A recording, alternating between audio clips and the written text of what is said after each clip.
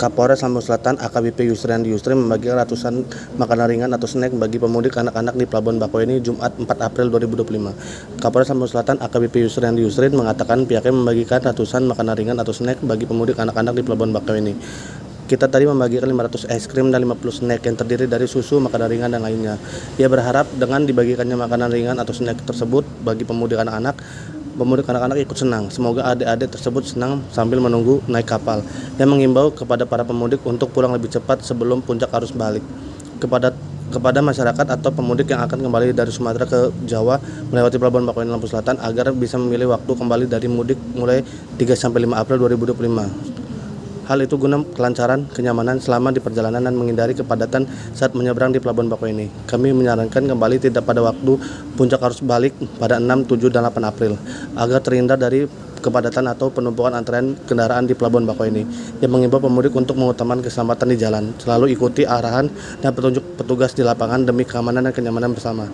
Jika terjadi sesuatu, hubungi layanan call center kami di 110. Siang hari ini ini kita antisipasi puncak-puncaknya arus balik pemudik mulai hari Jumat sampai Minggu. Jadi kegiatan kami hari ini bersama seluruh personil para perwira Polres Lampung Selatan sedikit berbagi kepada masyarakat, khususnya pengendara yang tua yang akan kembali dari mudik.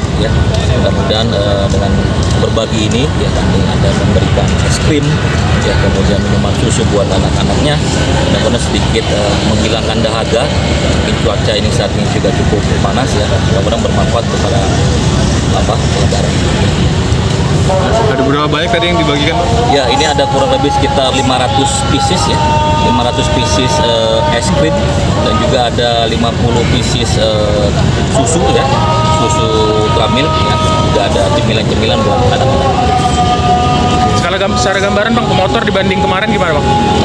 Untuk motor sementara masih terus mengalir mengalir, hanya memang tahun ini kita ada cara-cara bertindak yang mungkin sedikit berbeda dibandingkan tahun sebelumnya. Insya Allah kita coba akan mengurai semua kendaraan, kita akan masukkan ke seluruh kapal yang ada di Pelabuhan ASDP Bakauheni.